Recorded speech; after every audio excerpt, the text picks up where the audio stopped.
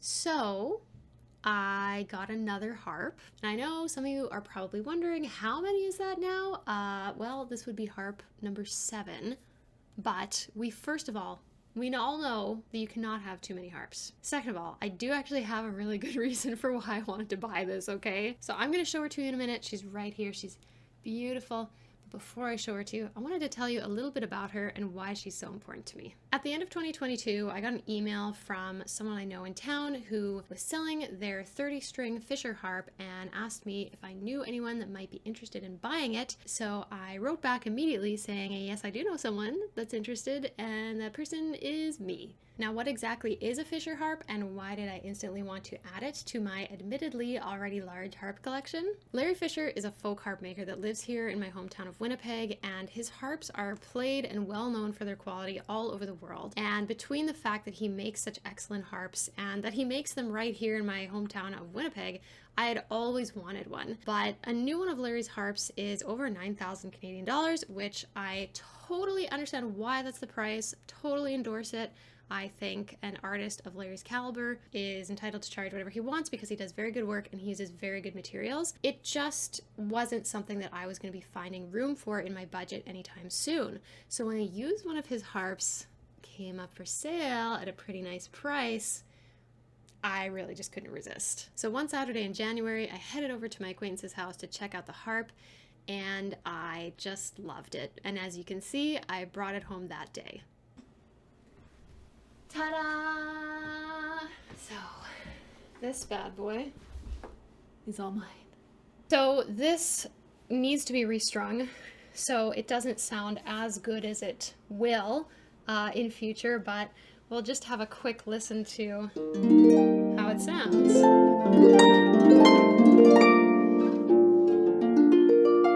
Now, this harp also has some pretty old levers. I'm not sure what kind they are. They kind of look like Loveland levers, but like maybe a predecessor to the Loveland lever, I'm not sure. So there's a good chance they need to be recalibrated, or potentially I might just get some new ones put on. And I don't have them on every single string right now.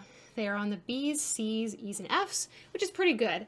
But it would be nice to get the G's and A's and D's done as well, just so it's very versatile. It would also be really nice to get them color-coded so they're easier to tell which lever is for which string. So we'll just hear a little bit of Eleanor Plunkett, see what it sounds like.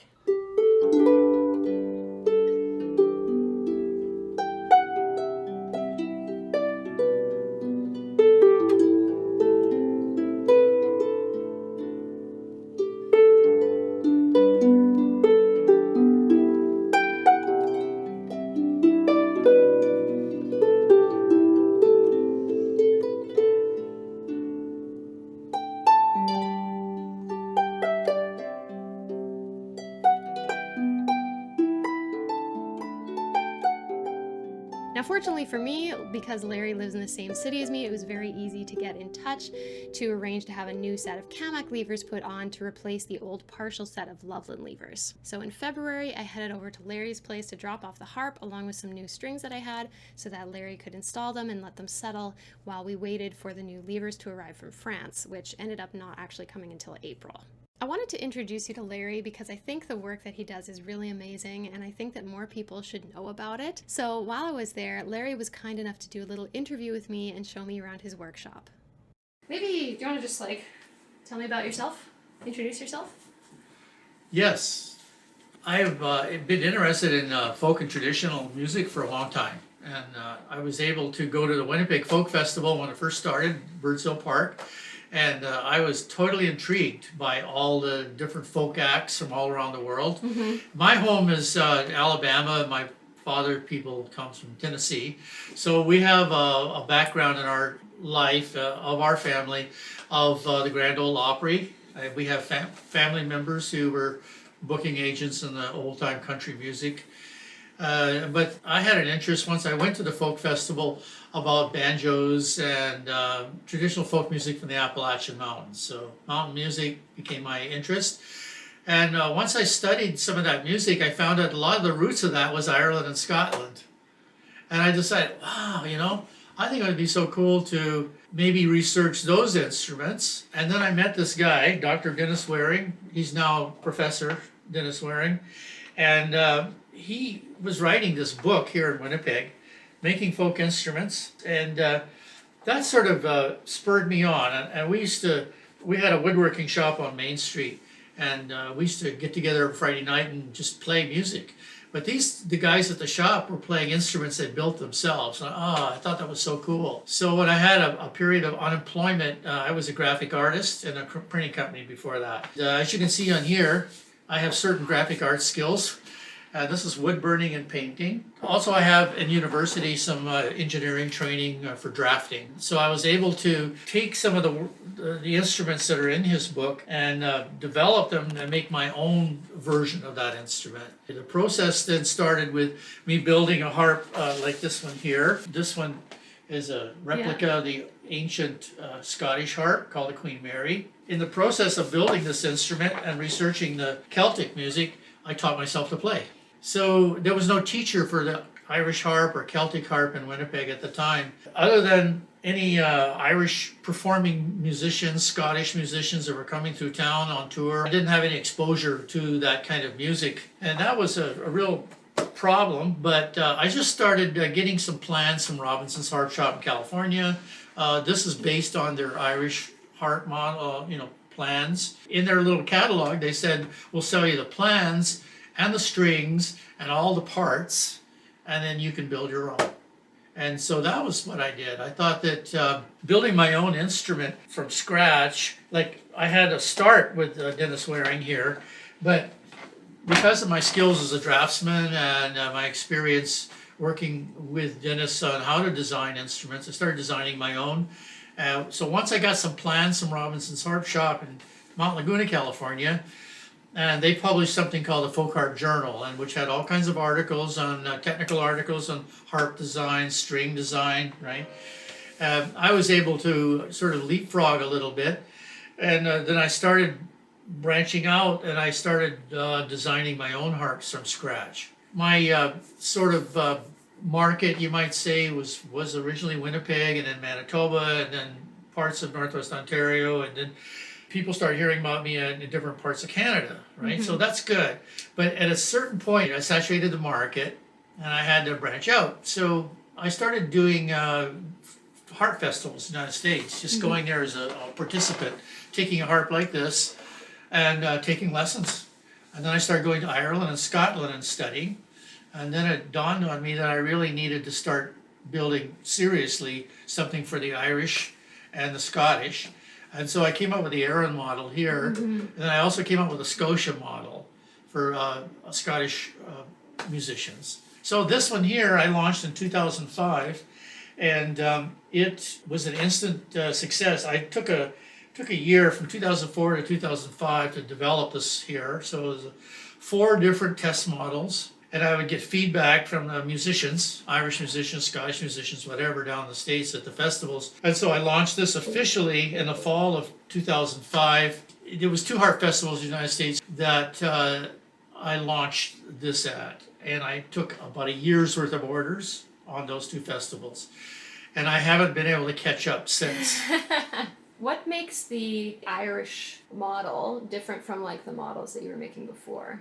Yeah, that's a good point. When Michael Rooney came to Winnipeg for our Irish Fest here in 2004, I took a lesson with him. He was explaining to me how the Irish harp is different and that they needed certain strings, like these are fluorocarbon strings made by Sabarez in France. These are Camac levers made by Camac in France. So France has contributed a lot to my design. But they also wanted a harp that was, lightweight. This is very light, this harp. Fits in those small cars over there. And string spacing is very important to them. I tended to use a more concert spacing on here. This is called even spacing. So between the octaves is the same. Okay.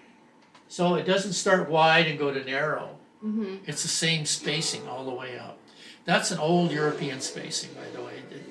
You could go all the way back to the Renaissance and find harps with even spacing. The other one was that the harp be audible. So some harps are not very loud, especially small harps. Hard to get a good sound out of them.